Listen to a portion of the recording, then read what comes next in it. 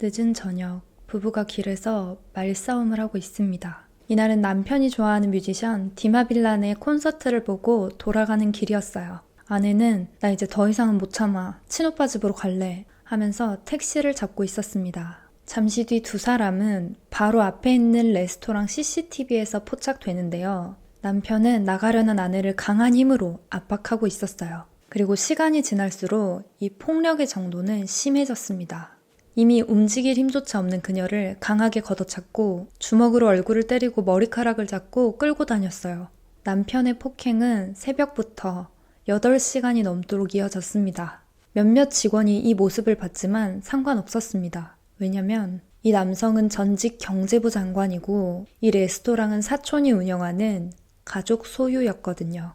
아침 9시 30분 이 레스토랑을 운영하는 사촌에게 담요를 가져오라고 말합니다. 아내가 잠들었으니 담요를 덮어달라고요. 아내가 잠들었는지 이 레스토랑에서 정말 한참 동안 모습이 보이지 않았어요. 오후 3시 30분 그 사이 남편은 이곳에서 다른 여성과 풀코스 점심을 즐기며 데이트하고 있습니다. 상대방은 푸드블로거 인플루언서였어요. 오후 7시 55분 구급차가 도착합니다. 구급대원은 8분 만에 현장에 도착했어요. 당시 현장에 있던 구급대원은 우리는 평생 이렇게 심하게 구타당한 사람은 본 적이 없다고 말했습니다. 소파에 누워있는 여성은 더 이상 숨을 쉬지 않습니다. 구급대원들이 그녀를 살리기 위해서 심폐소생술을 진행했지만 소용없었어요. 그녀는 눈을 뜬 채 현장에서 사망했습니다. 도대체 그녀에게 무슨 일이 있었던 걸까요? Hello, welcome back to a new episode of Black Records.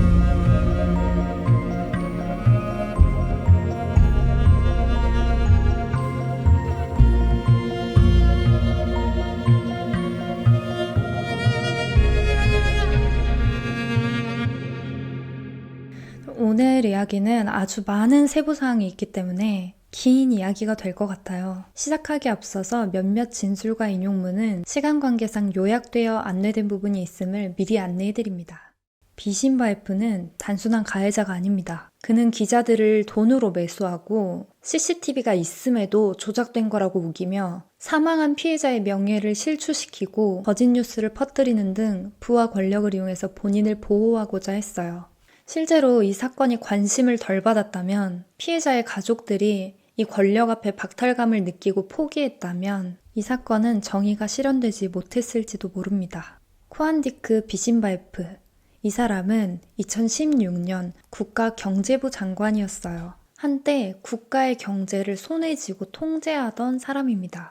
뿐만 아니라 2001년부터 2017년까지 정부에서 다양한 직책을 맡았고 이 카자흐스탄에서 가장 젊고 권력 있는 사람 중 한 명이었어요. 근데 그의 커리어가 왜 2017년에서 끊겼을까요? 그 이유는 경제부 장관을 임명받은 지 7개월 만에 뇌물수수 횡령으로 체포됐기 때문이에요.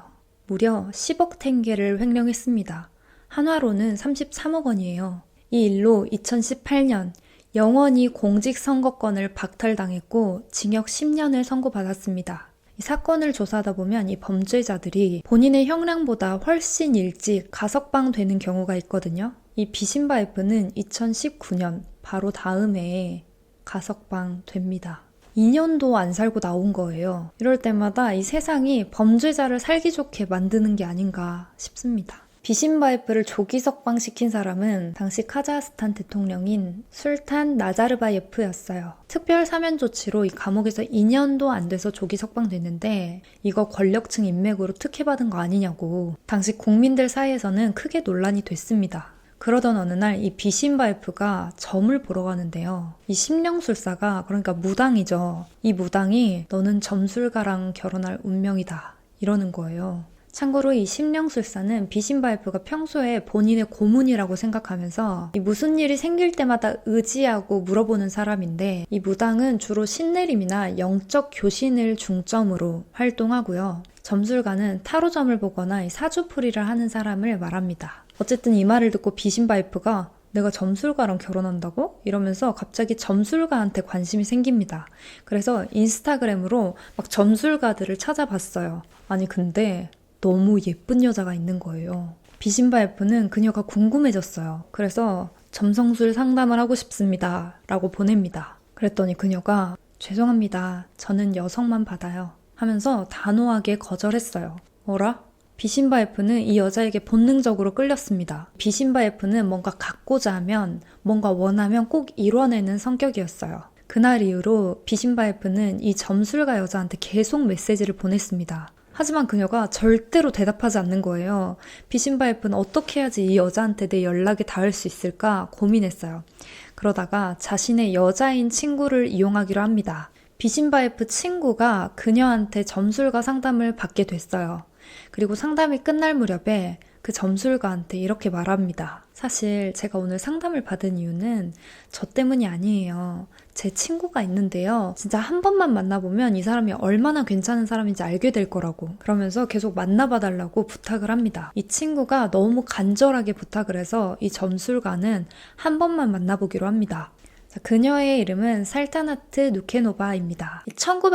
1992년생이고 어렸을 때는 카자흐스탄과 러시아 국경에 가까운 북동쪽 도시 파블로다르에서 살았습니다. 이 살타나트에게 오빠가 한 명 있었는데 이 오빠 아이트백이랑 성인이 돼서도 같이 살았고 원래 남매끼리는 사이가 좋기가 쉽지 않잖아요. 근데 이 남매는 사이가 진짜 너무 좋았어요.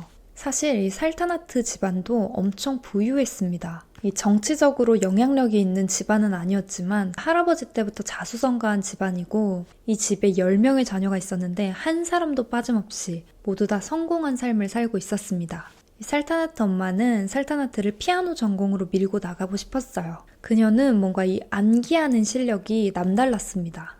그래서 악보를 보면 한 번만 연주하고도 완전히 외워져서 악보를 안 보고 칠 수 있었다고 해요. 천재 아니에요?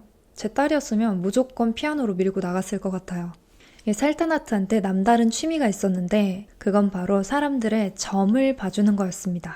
그냥 이게 너무 재밌었어요. 그래서 가족들, 친구들, 그리고 고민 있는 사람들을 취미로 그냥 점을 봐주기 시작했어요.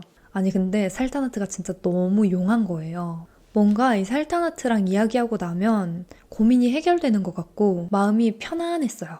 그래서 지인들 사이에서는 고민 있으면 살타나트한테 한번 가봐 라고 할 정도로 입소문이 나 있었습니다. 이 오빠 아이트백은 IT 업계에 있었는데요. 어느 날 살타나트가 연습한다고 오빠의 사주를 봐주는 거예요. 그러면서 오빠의 삶의 목적은 사람들을 돕는 거래. 오빠가 사람들을 변화시키고 돕게 될 거야. 내 말 믿어. 모든 건 태어난 순간 정해지는 거야. 라고 했습니다. 아이트백은 아 그래 말이 돼? 내가 이 IT 업계에서 한 줄 한 줄 코드를 치면서 세상을 어떻게 도울까? 라고 하면서 코웃음 쳤어요. 그러면서 당시에 속으로는 저거 그냥 다 헛소리 하는 것 같은데? 라고 생각했다고 합니다. 살타나트는 이 점성술에 완전히 푹 빠져 있었어요. 태어난 시간을 보면 자기 자신이 어떤지 알 수 있다고, 내가 어떤 인생을 살게 될지, 내 자아가 어떤지, 스스로를 어떻게 인식하는지 다 알 수 있어 라고 말했습니다. 아까 살타나트가 이 악보를 보면 안 보고도 다 칠 수 있을 정도로 외웠다고 했잖아요. 이게 점성술에서도 동일하게 적용이 됐습니다. 이 살타나트가 점성술 쪽에서 조금씩 유명해지면서 다양한 사람들의 점을 봐주게 됐는데 예전에 점 봐준 사람의 출생 차트와 이 점 봐줬던 내용을 2년이 지나도 하나도 안 까먹고 줄줄줄 외울 정도였습니다. 한 번 상담을 하고 나면 그 출생 차트나 점 봐줬던 내용이 그냥 달달달 외워질 정도로 기억력이 좋았어요. 그래도 살타나트는 영국에서 유학도 하고 전공을 살려서 취업할 계획이었습니다. 근데 이 점성술이 인스타그램에서 점점 유명해지는 거예요. 그러다가 이제 이 살타나트한테 상담을 받으려면 2달이나 줄을 기다려야 할 정도였습니다. 그렇게 그녀의 직업은 점술가가 됐어요. 근데 이 살타나트가 일반인으로 살기에는 너무 예쁘잖아요. 그녀가 유명해지면 유명해질수록 벌레가 꼬이기 시작했습니다. 이 살타나트는 점성술에 너무 진심이라서 막 진지하게 이것에 임하는데 일부 남자 고객들은 이 점성술에는 관심도 없고 계속 쓸데없는 걸 물어보는 거예요. 자꾸 데이트 신청하고 살타나트에 대해서 물어보고 살타나트는 이런 상황이 너무 힘들었어요. 그래서 한동안은 남자들이 관심을 보이면 죄송한데 저 페미니스트예요 라고 거절했다고 합니다. 그러다가 결국에는 나 이제 그냥 여자만 상담해야겠다 하면서 여자 고객만 상담하기 시작했어요. 이 점성술이 너무 잘 돼서 심지어 코로나 시기에는 집안 사람들 중에서 살타나트가 제일 바빴다고 해요. 이 그녀는 비대면이라고 대충 하는 법이 없었습니다. 이 한 번의 상담을 위해서 몇 시간씩 그녀는 방에 틀어박혀서 준비했다고 해요. 그렇게 살타나트는 남자들의 상담은 받지 않고 여자들과만 상담을 했는데 어느 날 이 한 여자가 자기 친구 제발 한 번만 만나보라고 하면서 비신바에프를 소개해 준 거였어요. 비신바에프의 지인들은 아우 이 정도 권력 이 정도 집안이면 아무나 다 만날 수 있지 했을 수도 있지만 사실 살타나트도 집안도 좋고 본인 능력도 있고 얼굴도 예쁘잖아요. 그래서 처음에 비신바에프한테 정말 관심이 가지 않았어요. 특히 또 그럴 것이 이 살타나트가 1992년생이거든요.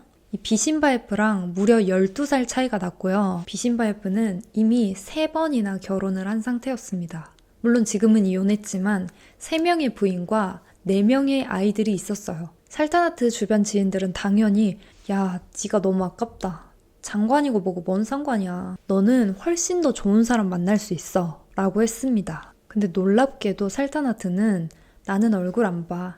그가 과거에 결혼을 했든 말든 나한텐 그게 중요하지 않아. 이러면서 점점 비신바에프한테 푹 빠져들었습니다. 이 외적인 부분이나 재력, 권력 이런 게 아니라 이 비신바에프의 지적인 모습이 좋았습니다. 친구들한테도 그는 내가 지금껏 만나본 남자들 중에 가장 지적이고 가장 매력적인 사람이야 라고 말했다고 합니다. 비신바에프는 본인의 매력을 이용할 줄 알았어요. 지적인 사람으로 보이게끔 행동하고 말했습니다. 근데 실제로도 똑똑하긴 했습니다. 그는 15살에 고등학교를 조기 졸업했고 카자흐스탄에서 공부 잘하는 사람들만 갈 수 있는 이 카자흐스탄 국립경영 아카데미를 졸업했습니다. 뿐만 아니라 이 미국 조지 워싱턴 대학 경제학 석사 과정을 밟은 소위 엘리트 코스를 밟았어요. 이게 카자흐스탄에서 미국 유학은 돈이 너무 많이 들고 학생들의 높은 점수를 요구하기 때문에 간 사람이 많지 않다고 해요. 엘리트 코스를 밟은 비신바에프는 정치 경력도 화려했습니다. 이 비신바에프는 경제나 정치에 대해서 살타나트한테 많이 말해줬는데 이 살타나트는 그냥 여행 다니고 맛집 가서 맛있는 거 먹고 그런 게 아니라 이 지적인 호기심을 자극시키는 이 남자가 재밌어졌습니다. 그리고 비신바에프는 어느 날 너가 가장 사랑한다는 그 할머니 나도 뵙고 싶어 이러면서 너가 언젠가는 나랑 결혼하게 될 거라고 나는 믿는다. 하지만 그 전에 그녀의 허락을 받아야겠다고. 그는 꽤 로맨틱하고 예의 바른 사람처럼 보였어요. 이 살타나트는 이 섬세하고 예의 바른 비신바에프가 좋았습니다. 그렇게 그들은 초고속으로 결혼하게 됩니다. 만난 지 2달 만에 결혼을 했어요. 2022년 12월 16일 결혼식을 올렸는데요. 사실상 법적으로 부부는 아니고 결혼식만 올리고 같이 사는 사실혼 관계였습니다. 이 비신바에프는 한때 카자흐스탄의 경제를 쥐고 흔들던 사람이고 많은 사람들을 통제하던 사람이에요. 얼마나 말을 잘하겠어요. 이 지적이면서도 매력적인 화술로 조금씩 살타나트를 가스라이팅하기 시작했어요. 비신바에프는 살타나트를 독립적인 존재로 여기기보다는 살타나트의 모든 걸 통제하고 싶어 했습니다. 그리고 아마 그건 그의 성향이고 평생을 그렇게 살아왔을 것으로 예상돼요. 왜냐면 그는 이미 3번의 결혼에 실패한 사람입니다.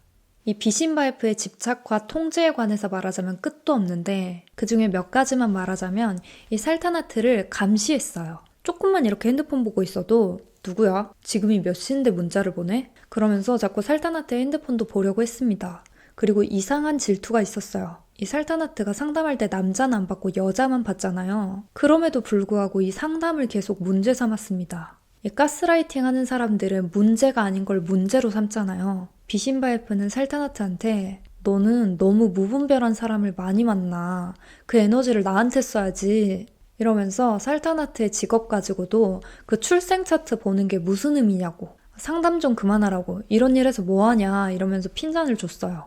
살타나트는 이건 내 일이고 내 취미다. 난 이 일을 사랑해. 난 그냥 사람들을 돕는 것 뿐이야 라고 말했습니다. 비신바에프는 오로지 자신에게만 집중하고 살타나트가 다른 사람과 이야기하는 것 자체를 싫어했어요. 그리고 처음에는 좀 자상하게 부탁하면서 말했던 것들이 나중에는 다 명령조로 바뀌어버렸습니다. 2023년 11월 8일 이날은 에스타나 카자흐스탄 중앙 콘서트홀에서 비신바에프가 좋아하는 뮤지션 디마빌란의 콘서트가 있는 날이었어요. 그래서 두 사람은 오랜만에 같이 외출하기로 했고 이날 살타나트의 친구도 같이 보기로 했습니다. 이 살타나트는 비신바에프랑 외출할 때마다 약간 긴장해야 했어요. 왜냐면 비신바에프가 자꾸 눈치 보게 만들었거든요. 어떤 거냐면 오늘 화장이 좀 그렇네. 이 옷은 어디서 났어? 이러면서 살타나트의 옷차림, 화장, 자꾸 이런 걸 지적했어요. 결국에는 본인이 원하는 옷, 본인이 원하는 스타일로 바꿨습니다. 이날도 살타나트는 비신바에프가 좋아하는 막스마라 점프수트를 입게 됐어요.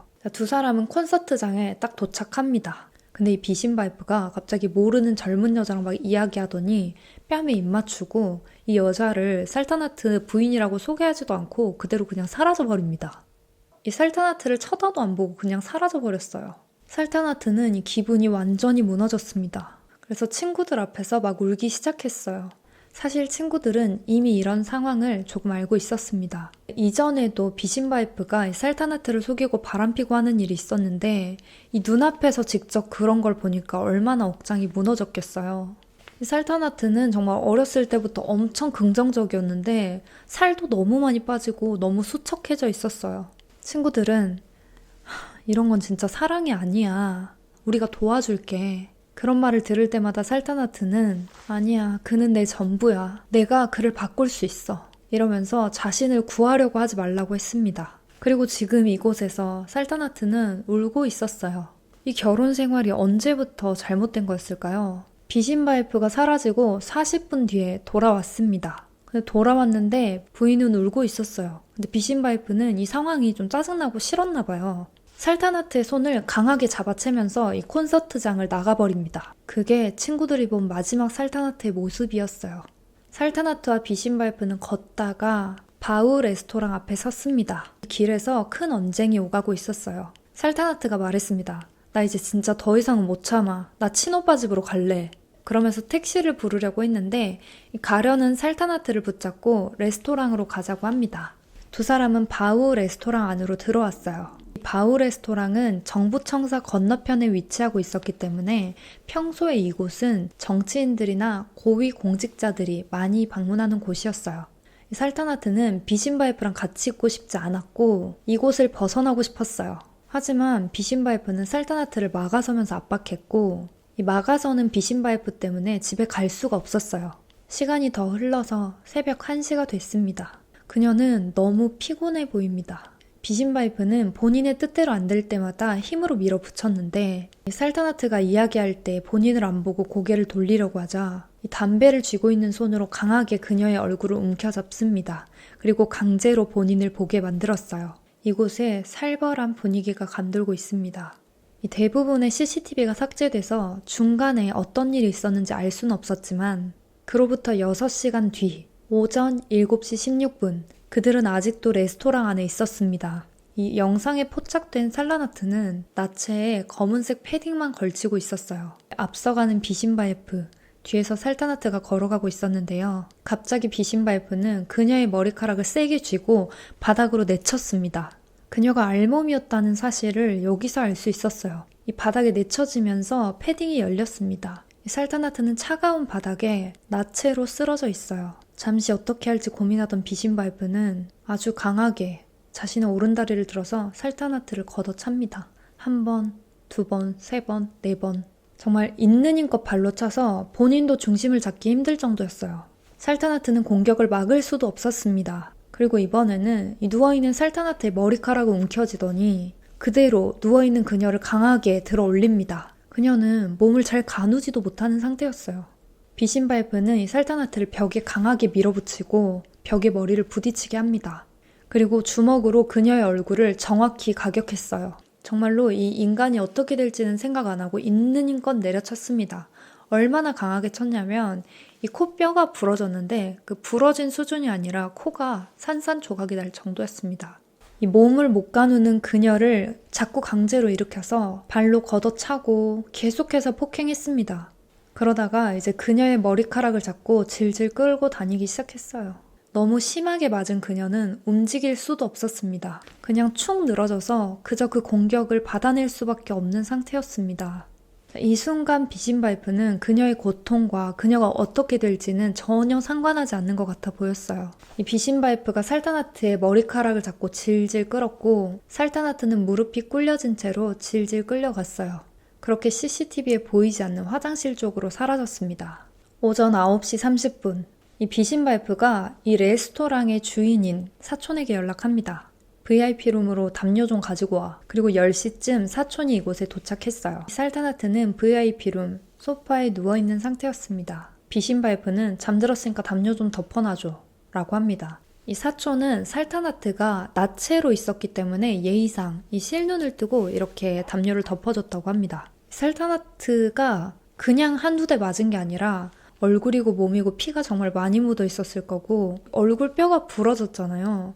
그럼 그때쯤이면 정말 많이 부어 있었을 거거든요. 정말 몰랐을까요?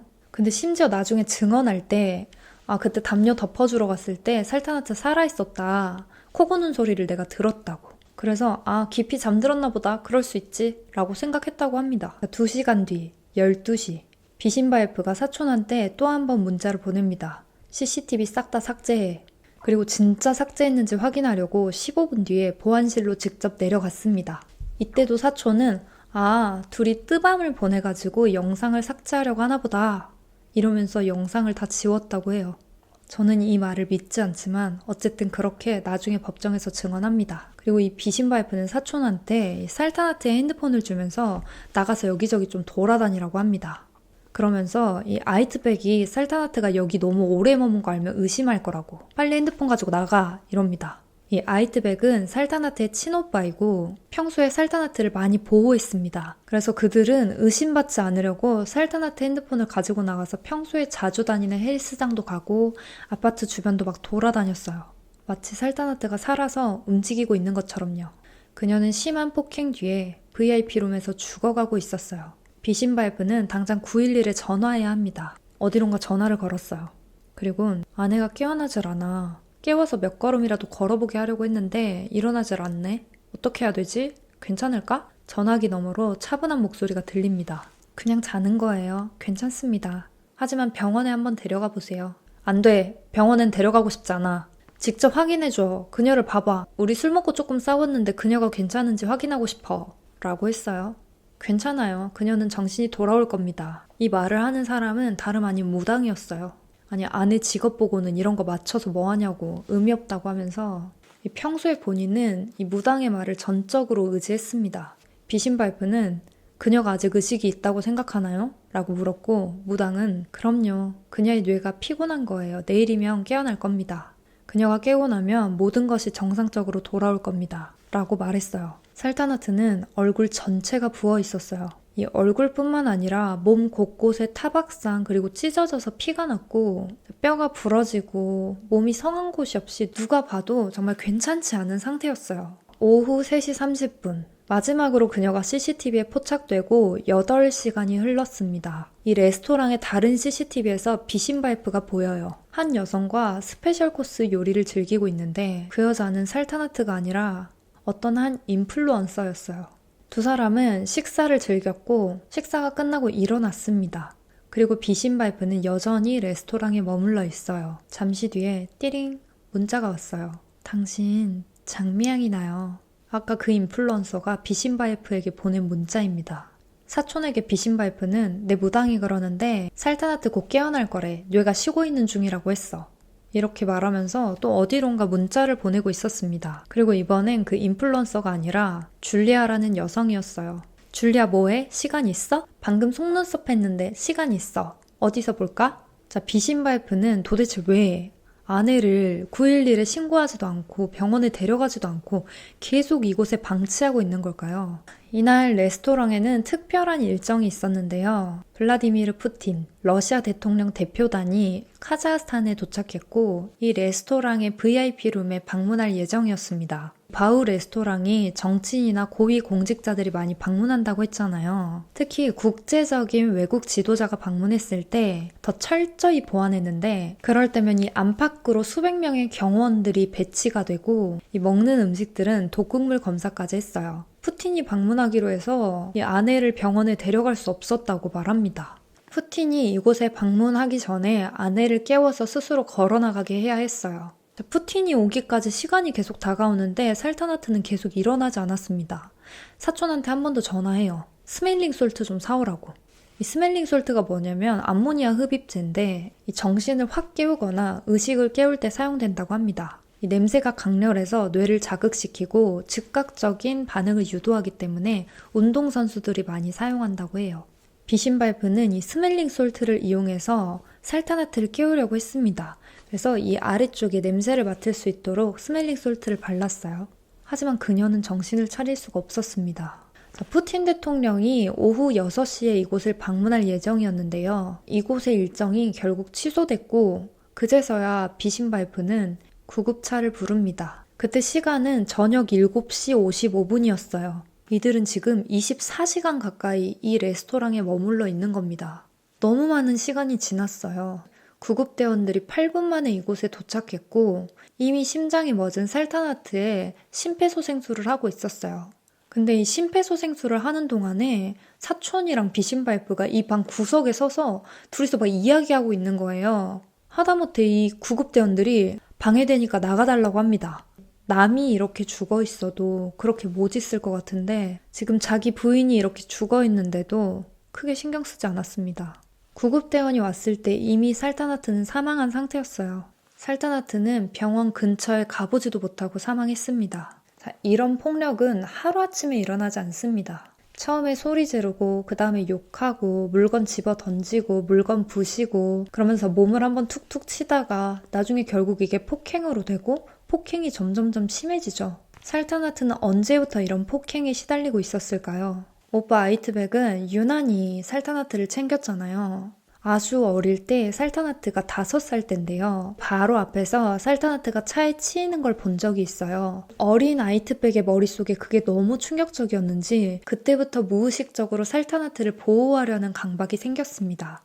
아이트백은 사실 그동안 비신바이프를 보면서 살짝 쎄했거든요. 근데 그럴 때마다 좋게 생각하려고 내가 너무 예민한가 하면서 생각을 떨쳐냈습니다. 아이트백은 장난으로 이 비신바이프를 스토커 푸시킨이라고 불렀는데 너무 장문의 메시지를 보내고 자꾸 집착해서 그런 별명을 붙였다고 해요. 처음에는 그냥 웃겨서 그런 별명을 붙였는데 점점 가면 갈수록 정말 집착이 심한 것 같은 거예요. 그래서 살타나트한테 이거 집착 너무 심한 거 아니야? 이렇게 말했는데 그녀가 어린 나이가 아니라서 그래. 가볍게 노는 스타일이 아니라서 진지한 거야 라고 말했어요. 그리고 이 비신발프는 정치계의 독재자, 폭군이라는 별명이 있었습니다. 그와 같이 일해본 사람들은 비신발프가 너무 공격적이고 예민하다고 표현했어요. 이 아이트백이 이런 평판이 있다고 여동생한테 말해주면 오빠 그 사람도 자기가 예민했다는 거 알더라. 너무 어린 나이에 큰 자리에 오르면서 압박이 심했었나 봐. 지금은 그 시절에 그렇게 했던 거 후회한대 이러면서 비신발프 편을 들어줬어요. 그리고 유명한 2017년 뇌물수수로 감옥에 간 그 일도 이 정치적인 음모로 인해서 간 거라고 했다면서 이 대통령이 2년도 안 돼서 글을 꺼낸 거 보면 정말 억울한 일을 당한 게 아니었을까? 라고 말했습니다. 하지만 아이트백은 그 말을 들었을 때도 진짜 억울하면 그냥 감옥에 애초에 안 가지 않았을까? 싶었다고 해요. 살타나트는 결혼 후에 본인이 그렇게 애정을 쏟았던 점성술도 포기합니다. 가정에 집중하고 싶다는 게 그 이유였어요. 아이트백은 이해가 가지 않았습니다. 그리고 이때 가장 걱정스러웠어요. 뭔가 점점 동생이 고립되고 변해간다고 느꼈던 시점이었습니다. 그리고 이 비신바이프가 점성술에 대해서 멍청한 여자들의 과학이라고 이런 바보 같은 걸 믿는다고? 이랬다고 해요. 근데 비신바이프는 맨날 무당한테 자기 앞날을 점치면서 그거에 의지하잖아요. 그래서 아이트백은 그 사람의 그런 이중적인 모순이 싫었습니다. 이 살타나트가 위험하다는 신호가 이미 그 전에 몇 번 있었습니다. 2023년 1월 1일, 이 살타나트가 죽기 11개월 전이에요. 이날은 살타나트랑 비신바이프 집에서 신년 파티가 있는 날이었어요. 아이들 막 신나서 뛰어다니고 이 식탁에는 음식과 선물이 멋지게 장식되어 있었어요. 근데 살타나트는 오빠한테 이거 테이블 세팅 괜찮은 거 맞아? 이상하진 않아? 지금 괜찮아? 부족한 건 없어? 막 이러면서 불안해 보였어요. 아이트백이 엄청 잘했는데 왜 걱정해? 이러면서 살타나트를 안심시켰습니다. 그러면서 신혼되고 첫 새해라서 그런가? 살타나트는 새해를 정말 좋아했고 새해마다 새로운 계획을 세우면서 긍정적인 모습을 많이 보였는데 이렇게 불안해 보이는 건 처음이었어요. 자, 한참 파티를 즐기고 있었는데요. 비신바이프의 사촌 부부가 말도 없이 방문을 했습니다. 아니 근처 지나가다가 선물도 줄 겸 잠깐 들렸어. 깜짝 놀랐지? 이 카자흐스탄에서는 신년에 손님의 선물을 꼭 준비한다고 해요. 이 예정되지 않은 손님이 찾아왔기 때문에 준비된 선물이 없었습니다. 하지만 그렇다고 맨손으로 돌려보내기는 좀 그랬어요.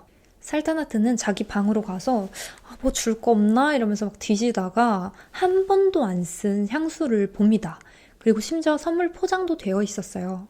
이거라도 줘야겠다 이러면서 미리 준비는 못했는데 이거 선물로 드릴게요 하면서 줍니다. 이 사촌 부부는 너무 고마워하면서 생각해줘서 감사하다고 말했어요. 이 화기애애한 분위기 속에서 유일하게 웃지 않는 사람이 한 명 있었는데요.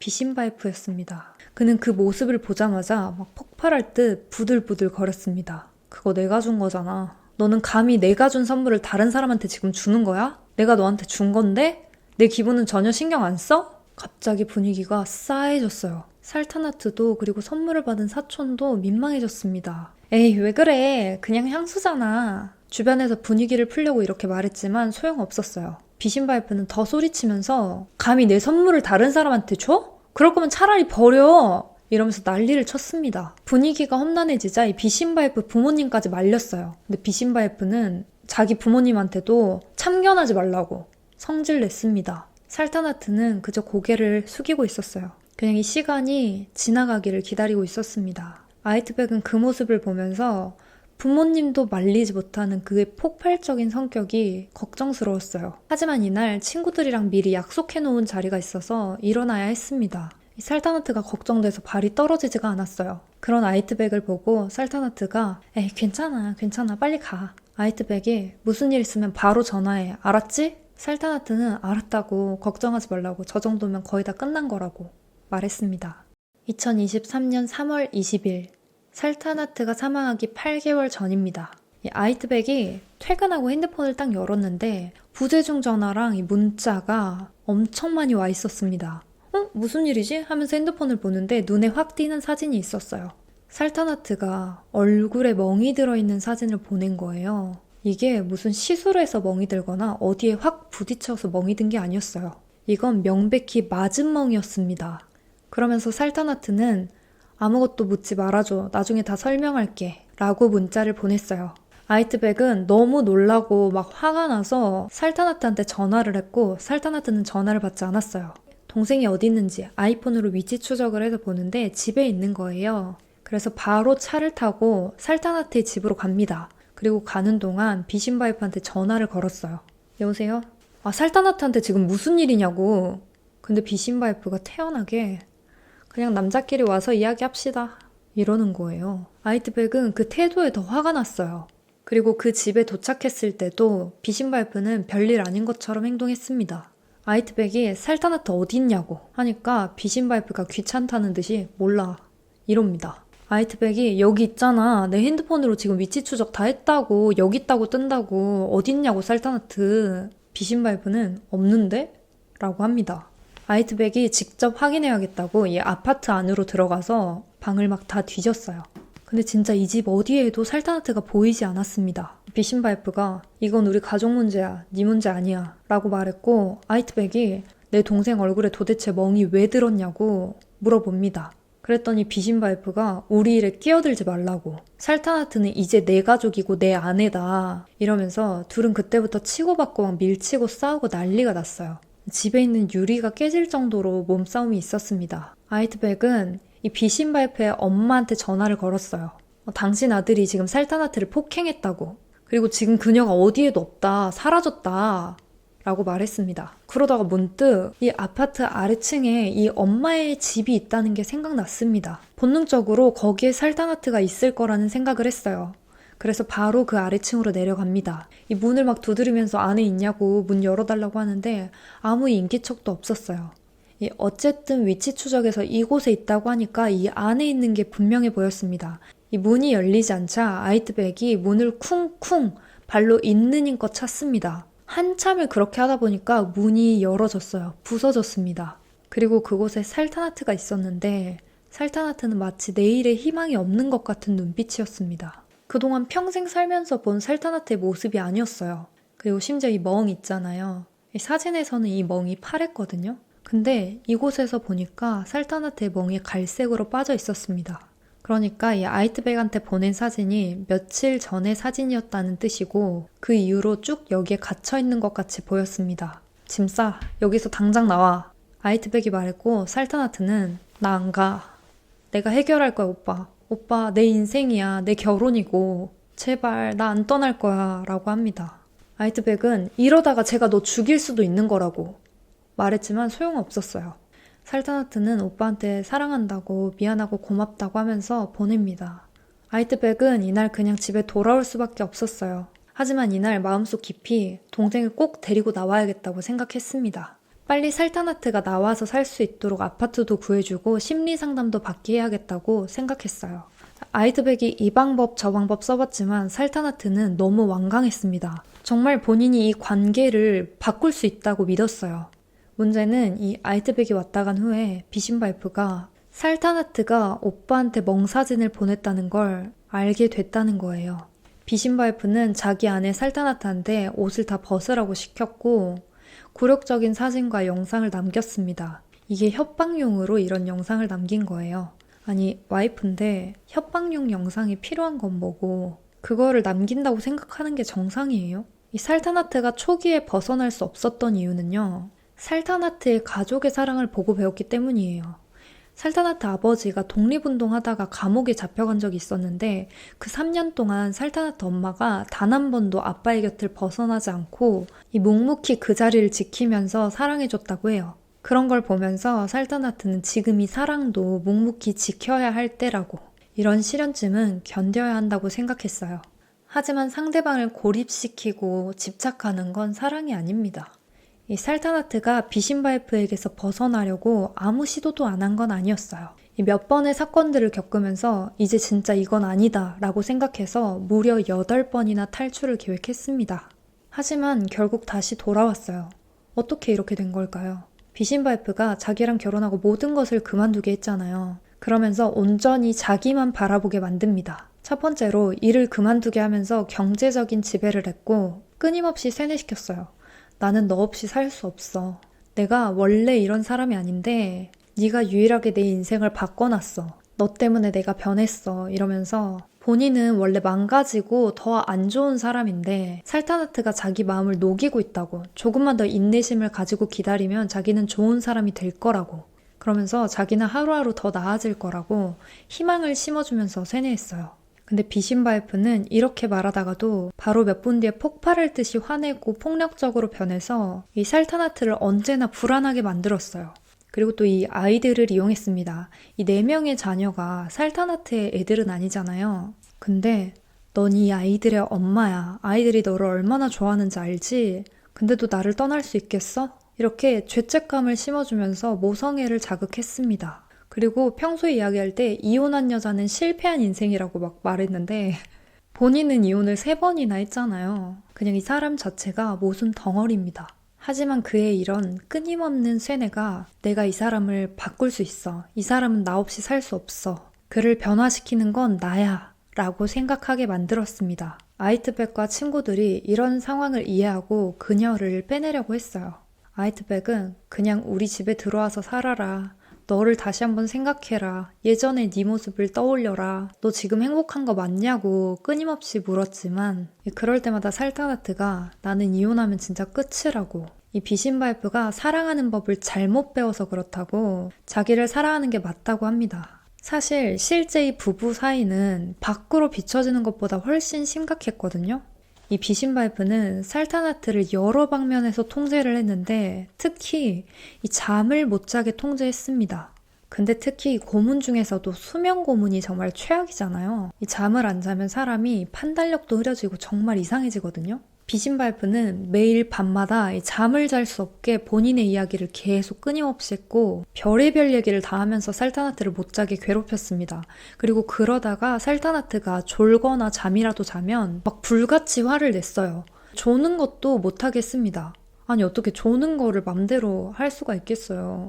그렇게 살타나트는 극도의 수면 부족 상태가 이어졌습니다. 이 낮에 자면 되지 할 수도 있는데 이 낮에도 비신바이프가 이것저것 많은 일을 시켜서 잠을 잘 수가 없었어요.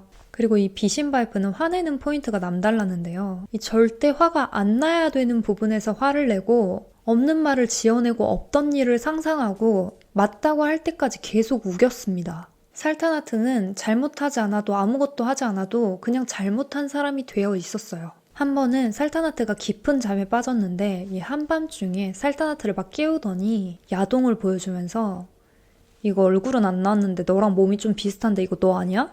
뜬금없는 소리를 했습니다. 근데 정말 만약에라도 오해해서 궁금해서 그렇게 물어본 거였으면 에이 뭐야 나 아니야 이렇게 했을 때 그냥 웃고 넘어갈 수 있어야 되잖아요. 근데 그럴 때마다 이 어이없는 문제들로 밤을 새서 싸워야 했어요. 아닌 게 너무 명백한데도 계속 이거 너 맞잖아 이러면서 의심했고 살타나트가 이 여자는 지금 여기 점이 있는데 나는 여기 점이 없잖아 이렇게 증거를 보여줘도 본인이 믿고 싶은 대로 믿었습니다. 그리고 살타나트의 친구들은 살타나트한테 먼저 연락할 수도 없었어요. 여자든 남자든 누가 먼저 살타나트한테 연락하면 어떻게든 이상한 꼬투리를 잡아서 그날 꼭 싸우게 됐거든요. 그렇게 점점 살타나트는 사람들과 연락할 수도 없게 됐어요. 이런 와중에도 살타나트가 진짜 착하다고 느끼는 게 이 와중에 아이가 생기면 좀 그가 변하지 않을까? 라고 생각했어요. 아이가 생기면 아이한테 집중하면서 의처증 같은 게 좀 줄어들 거라고 생각했고 그리고 평소에 비신바이프가 아이들과 있을 때 조금 더 친절했습니다. 근데 임신이 계속 안 됐어요. 살타나트는 친구랑 같이 병원을 방문합니다. 이 병원에서는 밥을 좀 더 드시라고 그리고 지금 이 몸이 스트레스를 너무 많이 받고 있다고 코티졸 수치가 비정상적으로 높고 이런 상태에서는 임신할 수 없습니다. 그랬어요. 결국 11월 9일 그의 폭행으로 살타나트는 사망했습니다. 그날 저녁에 아이트백은 경찰에 연락을 받았어요. 계속 우려하고 있던 일이 결국 벌어졌습니다. 이번에 데리고 오면 절대 살타나트를 보내지 않아야겠다고 생각했어요. 그러면서 바우 레스토랑에 막 미친 듯이 갔습니다. 가는 길에 아버지한테도 전화를 해요. 아버지는 이미 연락을 받았는지 대충 알고 있는 눈치였습니다. 살타나트 데리고 바로 병원으로 가라고 말했어요. 이 레스토랑에 도착해서 막 뛰어서 막 들어가니까 경찰들이 뭐 하시냐고 누구시냐고 물었어요. 내가 살타나트 오빠다. 내 여동생 지금 여기 있다고 연락받았는데 어디 있냐고. 근데 순간 분위기가 무겁게 가라앉았습니다. 그러면서 당신의 상실감에 유감을 표한다고 말했어요. 무슨 말이에요? 경찰은 똑같은 말만 반복했습니다. 죄송합니다. 유감입니다. 가족들은 상실감이 너무 컸고 무너져 내리는 것 같았어요. 이 와중에 아이트백은 내가 정신 차려야겠다. 부검실도 방문해야 되고 변호사도 고용해야겠다 라고 생각했습니다. 이 비신바이프 집안이 어마어마한 권력가 집안이었기 때문에 어쩌면 제대로 된 처벌을 못 받을 수도 있었어요. 이미 그전에도 특혜를 받았었잖아요. 그래서 아이트백은 지금 자기가 해야 되는 일들을 정리했습니다. 가족들이 살타나트의 유품을 챙기러 비신바이프 집을 방문합니다. 근데 이 비신바이프 변호사랑 가족들이 집을 못 들어오게 막는 거예요. 심지어 이 비신바이프 여동생이 여기 이 집에 못 들어온다고. 너네 여기 집 들어오면 내가 이 방에 마약 심어 놓을 거라고. 그럼 네 동생은 마약쟁이라고 소문날 거 아니야. 이런 말도 안 되는 소리를 했습니다. 이 비신바이프 엄마도 지금 자기 아들이 폭행해서 며느리가 죽었잖아요. 근데 막 아우 이것 때문에 지금 머리 아파 죽겠다고. 마치 무슨 골칫덩이가 생긴 것처럼 말했습니다. 아이트백은 너무 화가 났어요. 그래서 우리 부모님은 지금 너네 때문에 심장병으로 병원에 있다. 근데 비신바이프 여동생이 이 말을 듣더니 그래서 어쩌라고 이러면서 이미 고인이 된 살타나트를 계속 모욕했습니다. 가족들은 억장이 무너지는 마음으로 이 집에서 유품을 챙겨서 나왔어요. 근데 뒤에서 비신바이프 여동생이 또 너 절대 우리 오빠가 걔 죽였다는 거 증명 못할걸? 평생 증거를 못 찾을 거야. 걔는 자살한 거야. 진짜 너무 악마들이죠. 돈에 찌들면서 사랑을 잘못 배웠나? 이 영상 시작할 때 처음에 말했던 것처럼 비신바이프는 부와 권력을 이용해서 본인을 보호하려고 합니다. 이 비신바이프 아버지는 카자흐스탄 여러 대학의 대학 총장을 한 유력 인사고 이 집안은 둘라트라고 불리는 통치자 가문이었다고 해요. 그리고 이 비신바이프가 미국에서 유학을 했잖아요. 이런 초엘리트 코스를 밟은 아들을 그냥 내버려 둘 리가 없겠죠.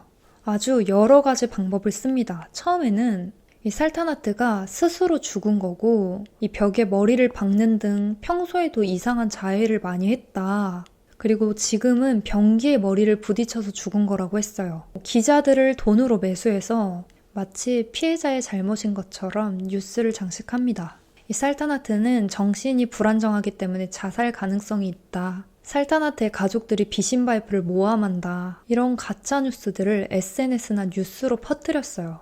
근데 이 사건이 생각보다 너무 주목받는 거예요. 그리고 아이트백이 자신의 의견과 실제로 있었던 일들을 SNS로 계속 공유하고 있었어요. 이 비신바이프 가족들은 이 아이트백을 공격하기로 합니다.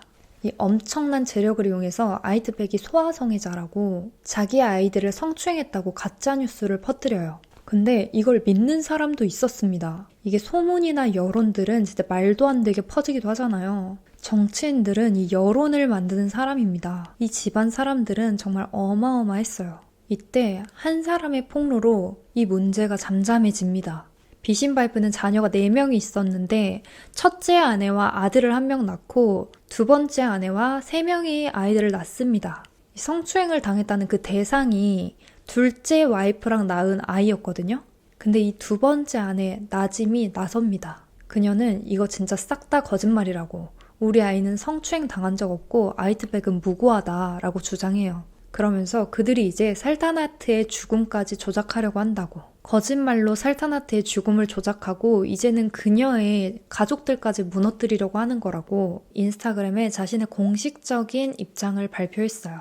이 사건이 SNS에 그리고 뉴스에 매일매일 보도되면서 많은 관심을 받게 됐습니다. 그리고 많은 사람들이 이 비신바이프가 돈과 권력을 이용해서 이 상황을 바꾸고 빠져나가려고 한다는 것을 알고 있었습니다. 그래서 이 사건의 배심원단이 아주 많은 관심을 받게 돼요. 이 배심원단 10명의 얼굴이 SNS로 엄청 많이 공유가 되기 시작합니다. 사람들이 이 재판의 배심원이 누군지 다 알게 됐어요. 이게 왜 중요했냐면 이 비신바이프 가족들이 나중에 돈과 권력으로 배심원단을 매수하려고 하면 배심원이 바뀐 걸 사람들이 알 수 있기 때문이에요. 국민들은 이런 행동으로 정의가 권력으로 방해받는 걸 보고만 있지 않겠다고 말하고 있었어요. 이 어린 나이부터 정계에 들어가서 말로 사람들을 다스리고 통제하던 비신바이프는 말로 누군가를 설득시키는 건 자신 있었어요. 이 사람은 단순히 말을 잘하는 사람이 아니라 이 기술적으로 말에 힘을 싣는 전문가였습니다. 이 비신바이프의 재판은 전 세계에서 볼 수 있도록 유튜브 생중계가 되는데요. 이게 살타나트의 가족들이 요청한 것도 아니고 비신바이프 본인이 요청한 거였어요. 그는 오히려 이 공개 재판을 이용해서 많은 사람들이 본인의 말을 듣기를 원했어요. 왜냐면 설득시킬 자신이 있었거든요. 그는 자신의 재판에서 확신에 찬 목소리로 나는 무죄다. 나는 내 아내의 죽음에 대해서 진실만을 말할 거라고.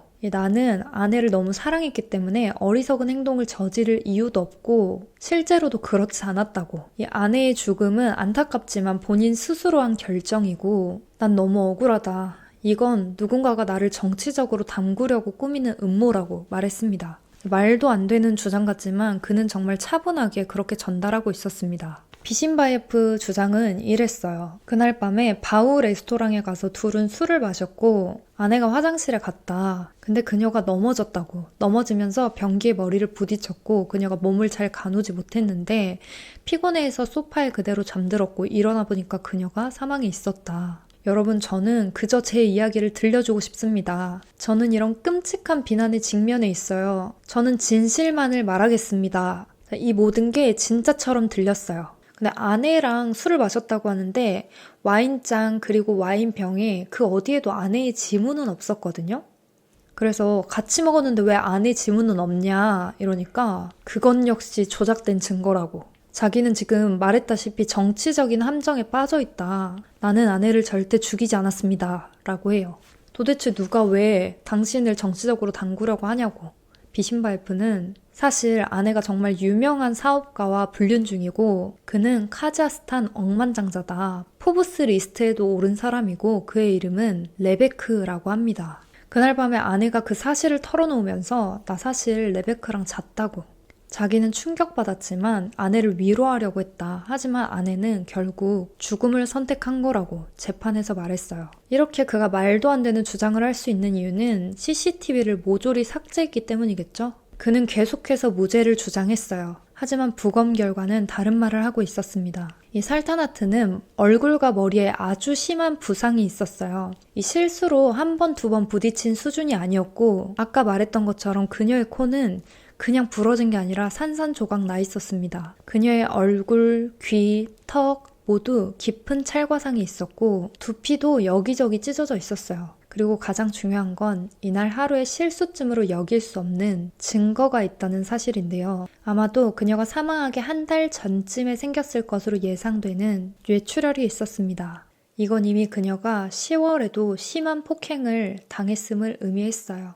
그때 무슨 일이 있었냐면요. 비신바예프의 침실에서 여자 립스틱 자국, 속눈썹, 그리고 여자 화장품, 또 화장실 변기에서 이미 사용된 콘돔 2개를 발견하게 됩니다. 살타나트는 이미 너무 많은 걸 참고 있던 상태였어요.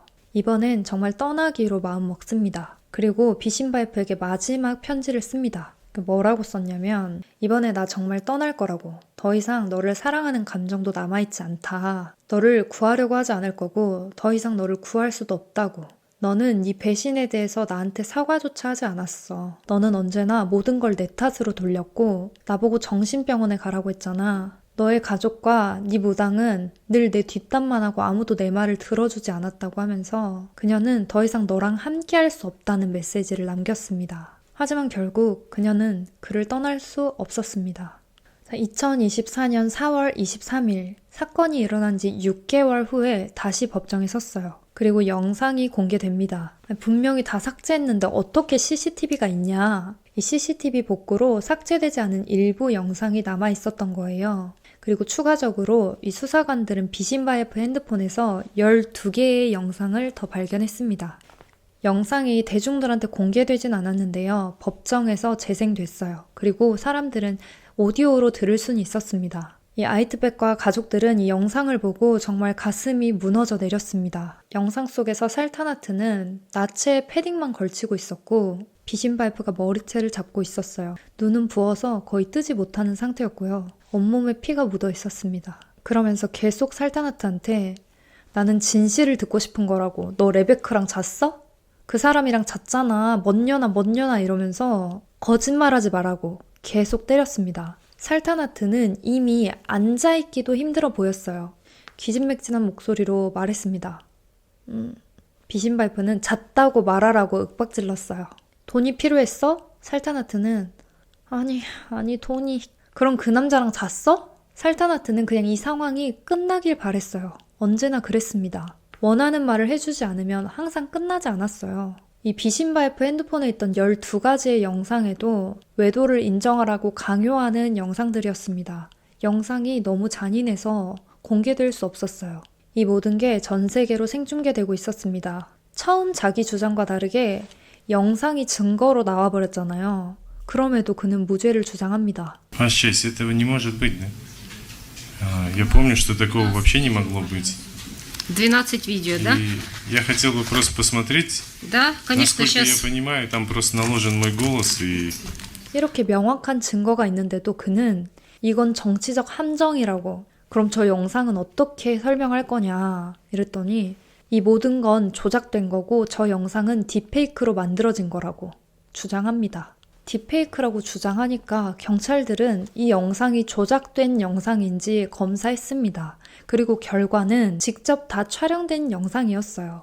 그리고 또 하나의 의혹이 있었는데 이 평소에 아이트백이 여동생의 위치를 보고 있었잖아요. 근데 이 비신바예프가 아내가 죽어가는데 뻔뻔하게 인플루언서를 불러서 레스토랑에서 식사를 했단 말이에요. 아무리 술을 마셔도 중간에 술이 깨면 정말 큰일 났다는 걸 인지했을 것 같거든요. 일부 사람들은 이 CCTV 화질이 좋지 않으니까 아내의 옷을 그 여자한테 입히고 일부러 그 시간에 같이 밥을 먹고 아내 혼자 밖으로 나간 것처럼 꾸미려고 일부러 그 여자 부른 거 아니냐고. 왜냐면 그 여자가 가고 나서 사촌을 시켜서 살타나트가 마치 돌아다니고 있는 것처럼 하라고 했잖아요. 이게 혹시 완전 범죄를 꿈꿨던 게 아닐까 하는 의혹이었습니다. 그리고 법정에서 가족들이 소리치고 울부짖으면 비신바예프는 무슨 모르는 사람, 자기는 관련이 없는 사람처럼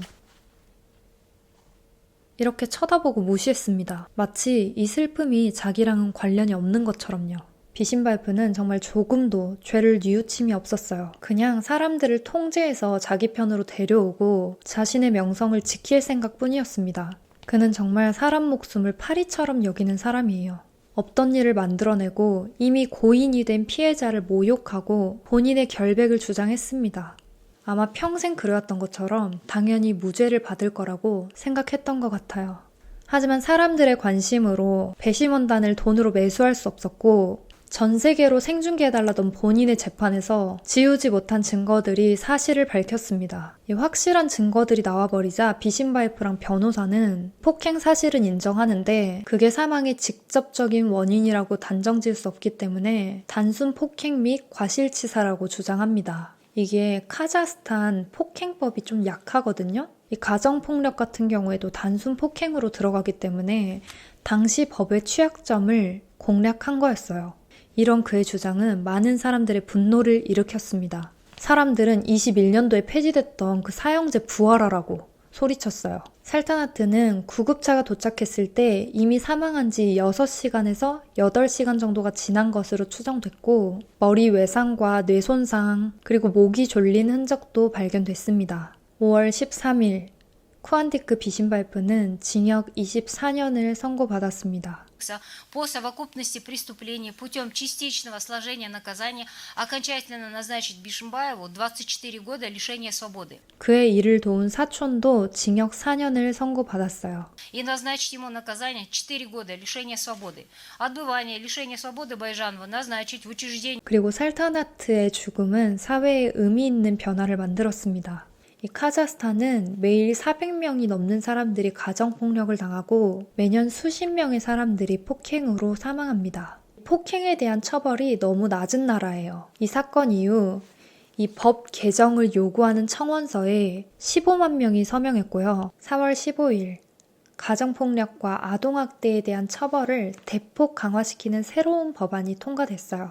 이 가정폭력을 민사범죄에서 형사범죄로 격상했고 피해자가 직접 신고하지 않고도 주변인들이 사건을 제기할 수 있게 됐습니다. 이 아이트백은 이 사회가 피해자들을 얼마나 보호해주지 않는지 깨닫고 살타나트 누케도바 재단을 설립합니다. 우리는 그녀를 잃었지만 그녀의 이름이 헛되게 하지 않을 거라고. 그리고 제가 지금은 어떤지 궁금해서 최근 기사를 더 찾아보니까 지난달 2월 달에 이 비신바이프가 자기가 있는 교도소에 보상을 요구하는 소송을 제기했더라고요. 자기는 이 교도소 문화생활에 적극적으로 참여하면서 8월 체스 대회에서 우승도 하고 수필도 집필해서 이 수감자들 사이에서 낭독도 하고 그랬는데 아무 보상도 없었다고. 자기는 보상받을 권리를 박탈당했다고 소송을 했어요. 하지만 법원은 이런 비신바이프의 청구를 기각했습니다. 왜냐면 이전에 그가 교도소 규율을 위반했기 때문이에요. 어떤 규율을 위반했는지는 나오지 않았어요. 아니 살인사건으로 복역 중인 인간이 저거 발표하고 보상 못 받았다고 소송하는 것 자체가 저는 그냥 저 인간은 본인은 0.01%도 손해보고 싶어 하지 않은 인간이구나 싶었습니다. 이 비신바이프와 살타나트는 2022년 12월 16일에 결혼했고 1년도 안 돼서 아내 살타나트는 세상을 떠났습니다. 이 사건을 보면 폭력적인 관계는 조금씩 전조 증상을 보인다는 거예요. 그리고 많은 사건 사고 이야기에서 말했듯이 세뇌당하고 세상으로부터 고립되기 시작하면 문제가 더 심각해집니다. 이 범죄자들은 피해자들이 주변의 도움을 받을 수 없도록 끊임없이 가스라이팅 하거든요. 혹시나 오늘 이 이야기를 알아가면서 왜 그런 남자를 만났어? 라든지 그러니까 좀 한 번 맞을 때 떠나지 이런 생각이 혹시라도 들었다면요. 문제는 피해자가 아니라 가해자라는 것을 꼭 기억하시길 바랍니다. 이 폭력을 행사한 사람이 잘못된 것이지 꾹 참고 견딘 사람이 잘못한 게 되면 안 돼요. 여러 자료를 찾아보다 보니까 마음이 답답했습니다. 우리는 누구든 언젠가 피해를 경험할 수 있습니다. 우리가 관심을 가지지 않으면 내일은 더 많은 피해자가 생길 수밖에 없어요. 오늘 제가 준비한 영상은 여기까지입니다. 저는 다음 이야기로 또 찾아올게요. 그때까지 안전하세요.